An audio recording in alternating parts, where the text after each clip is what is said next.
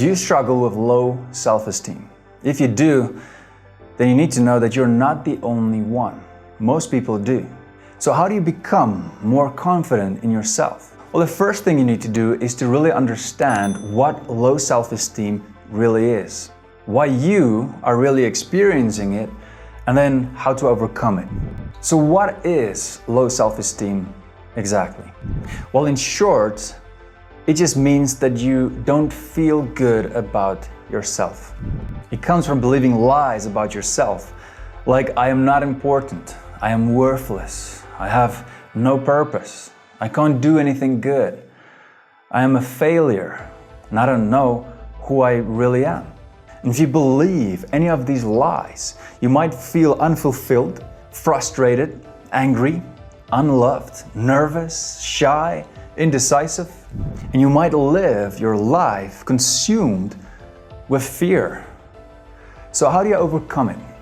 Well, of course, there are some blogs and some videos that give you some tips to kind of trick your mind to overcome low self-confidence, low self-esteem, and to become confident. But you don't really want to trick yourself. That's really unhealthy for your soul.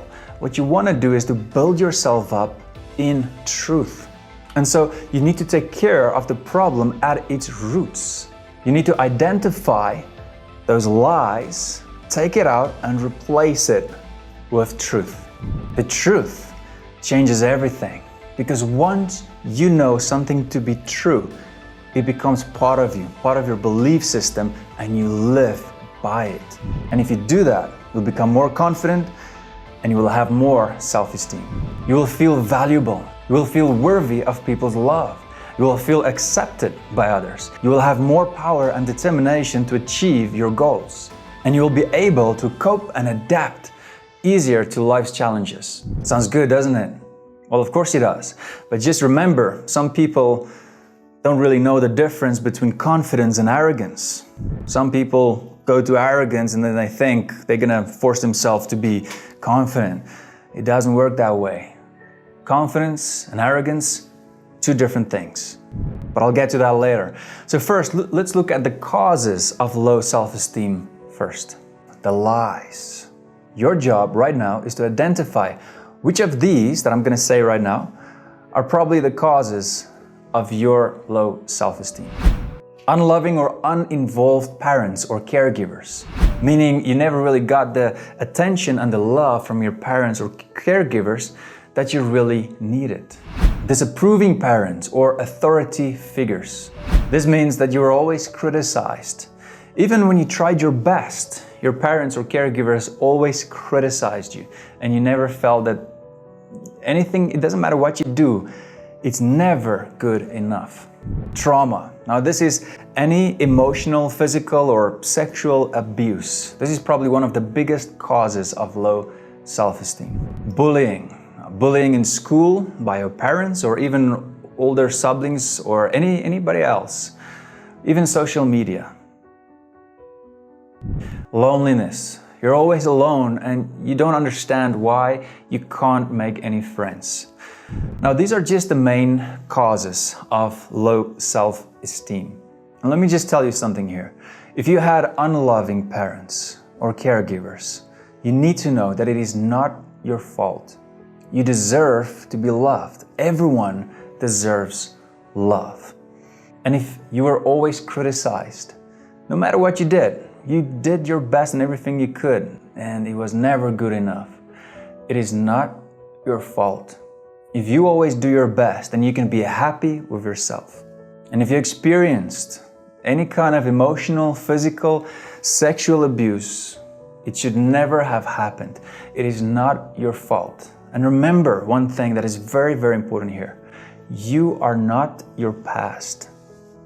And then if you experience bullying, again, it is not your fault. It is almost always the person who bullied you that has serious psychological issues. And if you're lonely, you deserve to have a friend. Everybody deserves to have friends. Now remember, there are ways to make friends. If you're religious, for example, if you're a Christian, there are many Christian gatherings around the world. Apart from the churches, every church almost have a small group meeting where new people meet each other every week. All you gotta do is just go to the church and say, hey, I would like to be part of your small meetings, the cell groups, that's what they call it. If you're not religious, there's also a lot of hobbies and stuff that you can do or clubs that you can join. Now, to get your confidence back, you need to get rid of all these lies. You know that soft voice in your head that always say things like, you're stupid, you're silly, you won't never achieve anything. You're worthless. That small voice in your head. You need to develop a habit of identifying this small voice when it happens, and then you need to say, stop, that's not true. You don't go on and listen to that voice, you stop it in its track, and then you replace it with the truth. What is the truth? The truth is that you were wonderfully made and unique. You have weak points and strong points. Your achievements do not determine your value as a human being. Your past is just a life lesson. It's not who you are.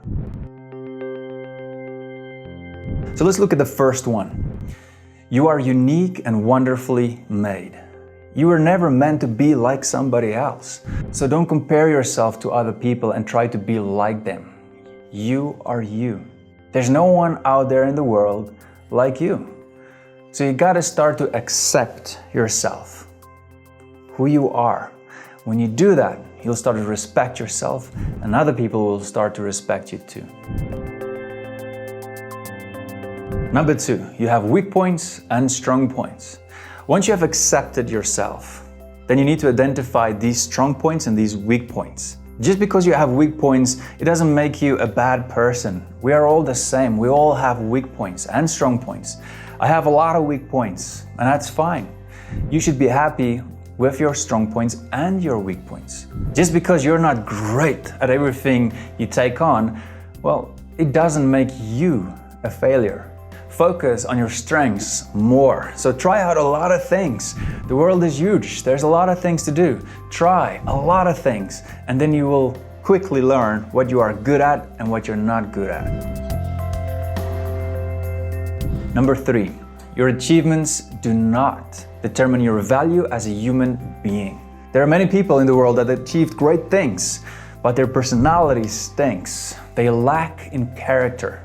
And here's the thing, their achievements do not make them a better person than you. A person's character is the most important thing. The president and the janitor that cleans his toilet, they have the same value as a human being. A human soul is very valuable. This body, it's only a vessel. Your body, it's only a vessel. But the soul is very valuable, and we are all equal. And yet, it's so interesting that most people always try to fit in.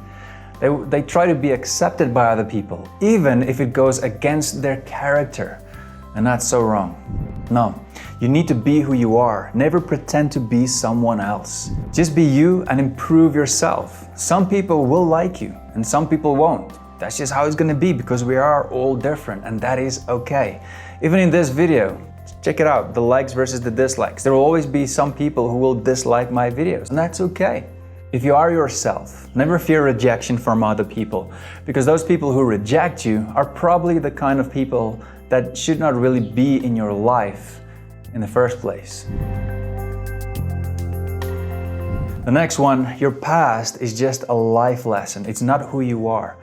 If you're the type of person who always beats yourself up because of past mistakes, it's time to deal with it and to move on. We all have sinful natures. It's who we are as human beings, so we always will make mistakes. No one is perfect.